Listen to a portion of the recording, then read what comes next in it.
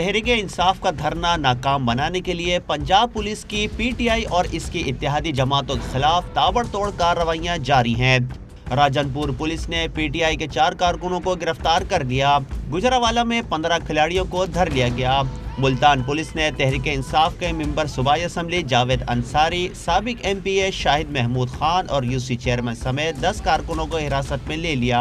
Sialkot police نے P T I رہنما عمر فاروق کے ضعیف والد کو بھی نہ چھوڑا۔ ساہیوال پولیس نے P T I youth wing کے صدر رضوان شاہ سمیت 24، شیخوپورہ پولیس نے 19، لودھرا پولیس نے ضلعی صدر ڈاکٹر شیر محمد آوان سمیت 5، مظفر گڑھ پولیس نے 9 کارکنوں کا حوالات پہنچا دیا۔ لاہور میں کھڈیا خاص یو سی 29 کے چیئرمین عابد جمال سمیت 2 افراد، جبکہ کھاریا سے مسلم لیگ کاف کے 10 کارکنان کو بھی گرفتار کر لیا گیا۔ اسلام آباد پولیس نے سنی اتحاد کونسل پنجاب کے صدر عمار سعید کے گھر پر چھاپہ مار کر 4 افراد کو حراست میں لے لیا۔ اسلام آباد پولیس نے مسلم لیگ کاف کے جھنڈوں اور ڈنڈوں سے بھرا ٹرک پکڑ کر 8 کارکنوں کو گرفتار کر لیا۔ تھانہ آئی 9 میں چودھری مونس الہی سمیت 8 افراد کے خلاف مقدمہ بھی درج کر لیا گیا۔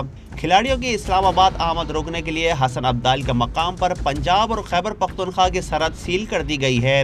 مختلف شہروں کے داخلی اور خارجی راستوں پر بھی پولیس نے ناکے لگا رکھے ہیں۔